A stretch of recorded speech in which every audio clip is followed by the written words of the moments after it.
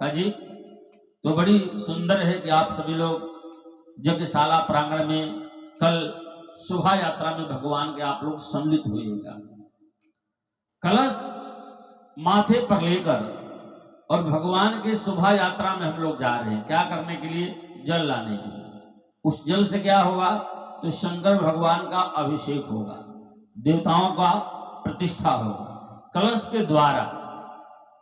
अगर आप कलश के बारे में समझिए, अगर आपका जो घर है वो घर को मंदिर कहा गया है। एक दिन मैंने और भी चर्चा किया था।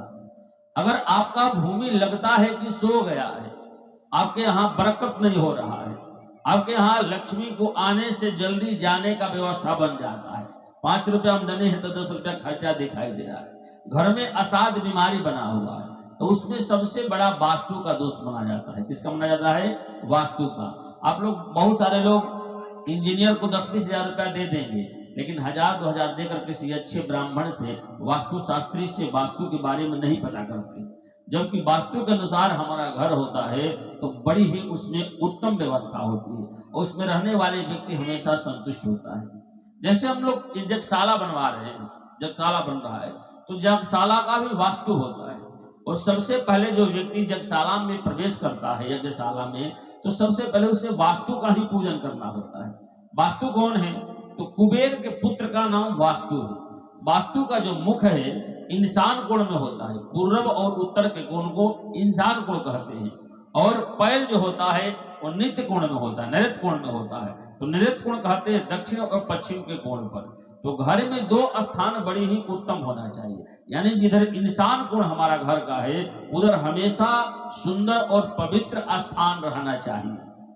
जिधर इंसान कोण है, ऐसे शास्त्र वास्तु के हिसाब से इंसान कोण में ही घर में पूजा का रूम होना चाहिए। अगर आपका इंसान कोण दूषित रहेगा तो आपके घर में बीमारी अधिक रहेगी और आपके घर में कन्या संतान की ज्यादा प्राप्ति होगी। लड़का कम होगा, लड़की ज्यादा होगी, कन्या की प्राप्ति होगी।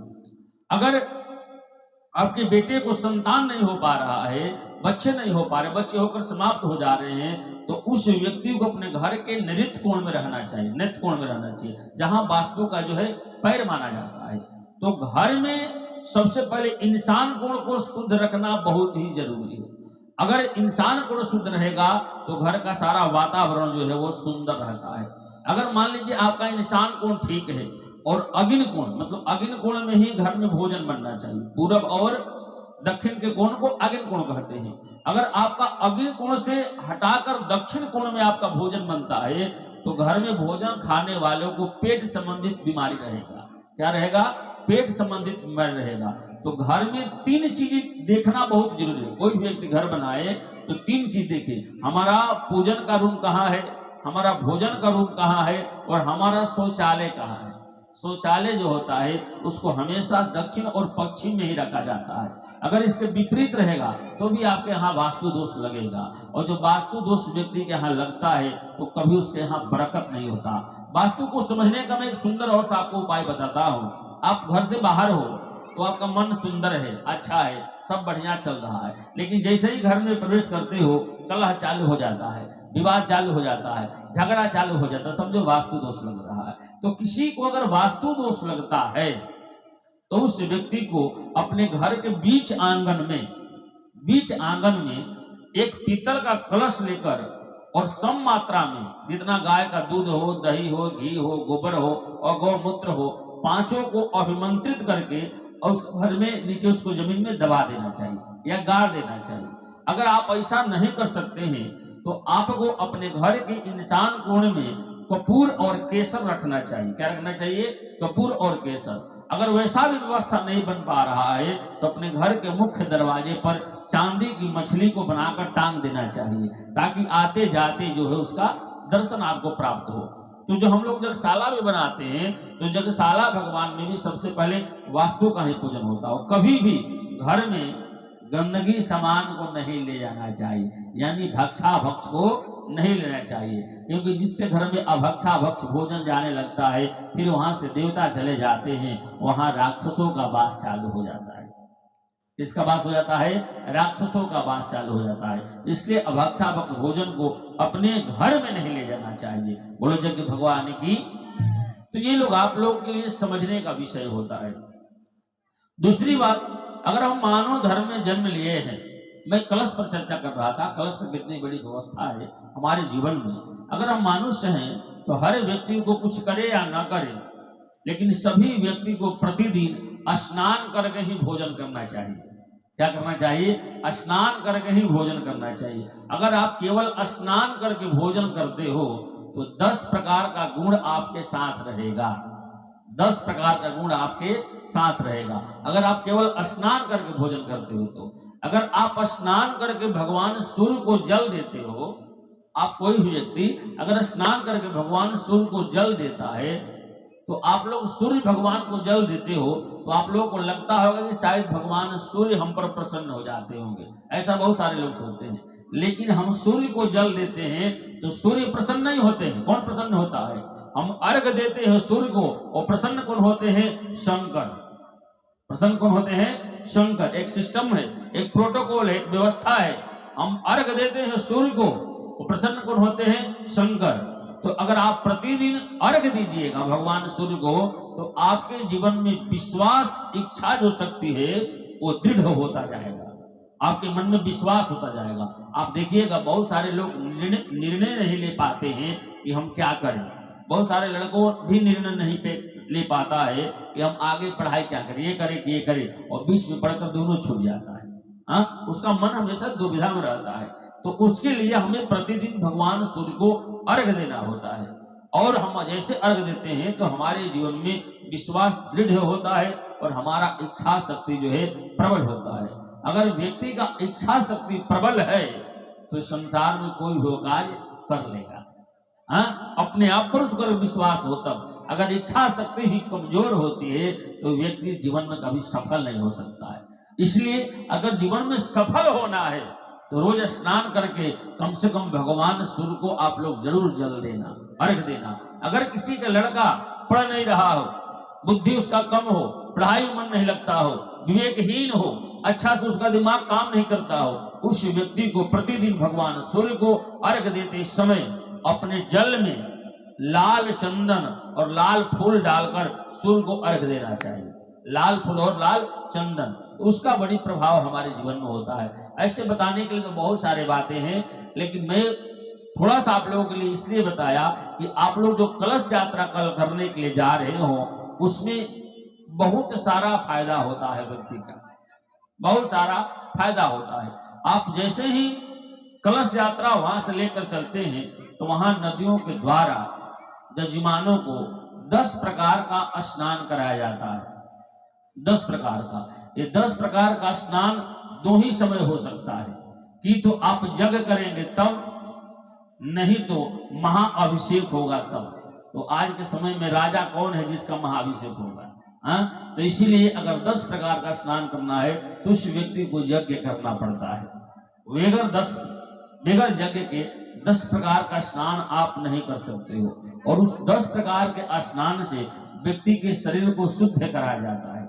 और जैसे उसको शुद्ध होता है तब व्यक्ति के प्राचीन संकल्प दिया जाता है कि आपने अपने जीवन में मन से, वाणी से, कर्म से, नेत्र से किसी भी तरह का कोई पाप किया होगा, कोई गलती किया होगा, तो आप इसका प्रायश्चित करेंगे और इसके बाद कभी आप गलती नहीं करेंगे।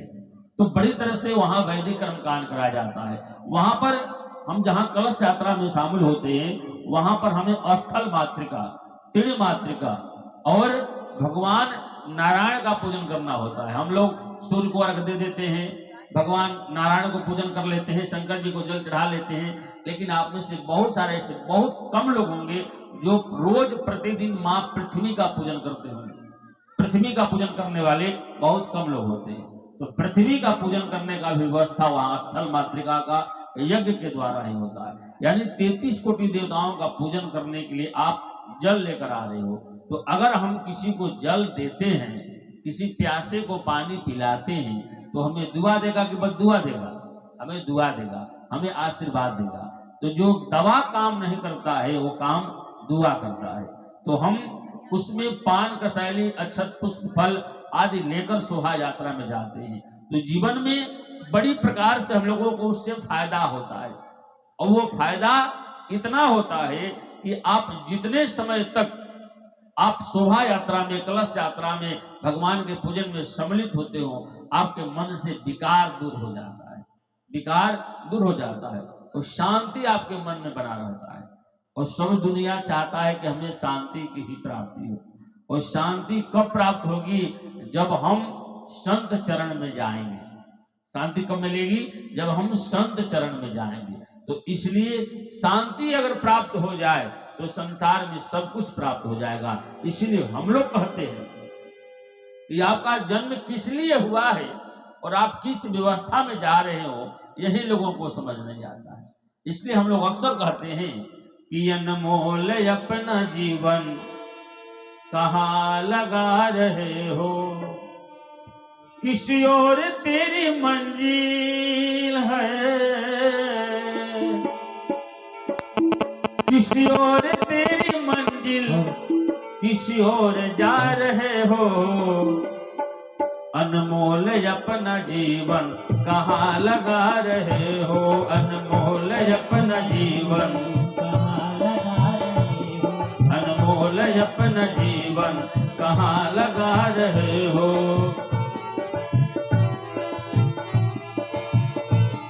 किसी और तेरी मंजिल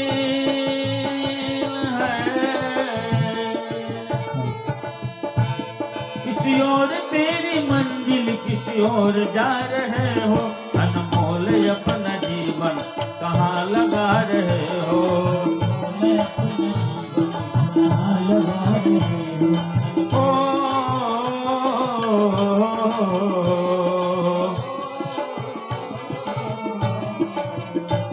अनमोल अपना जीवन कहाँ लगा रहे हो, अनमोल अपना जीवन कहाँ लगा रहे हो। किसी और तेरी मंजिल है, किसी और तेरी मंजिल, किसी और जा रहे हो। अनमोल अपना जीवन कहाँ लगा रहे हो,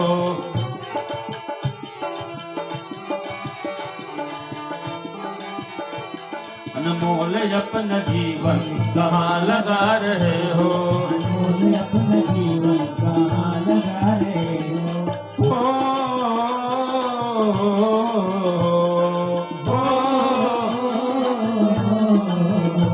अनमोल अपना जीवन कहाँ लगा रहे हो, अनमोल अपना जीवन कहाँ लगा रहे हो। कर लो प्रभु से प्रीति सब काम बन जाएगी, कर लो प्रभु से प्रीति सब काम बन जाएगी, कर लो प्रभु से प्रीति सब काम बन जाएगी, कर लो प्रभु से प्रीति सब काम बन जाएगी। जितने हैं दुख तेरे दुखड़े भी मिट जाएगी, जितने भी हैं तेरे दुखड़े भी बन जाएगी। इस मानहीन मन को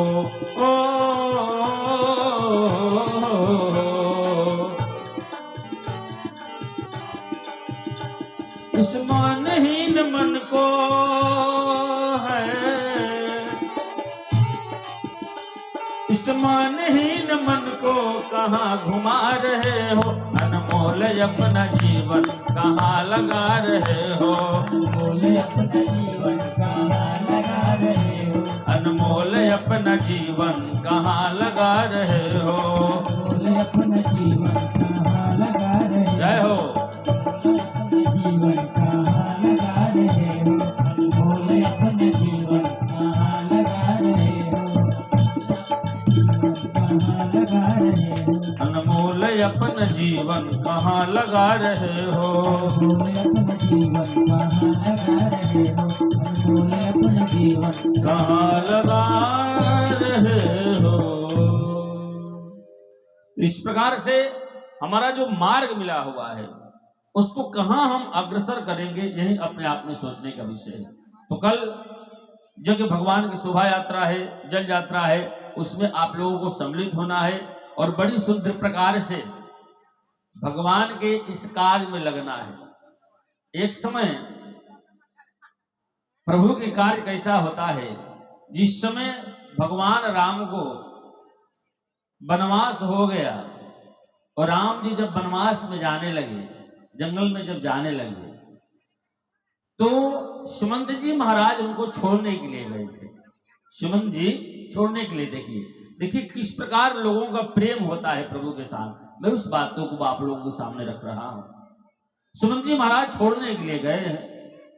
इस चीज को एक जंगल में रहने वाला आदिवासी व्यक्ति को पता चलता है। जंगल में रहने वाला, नाम है निषाद।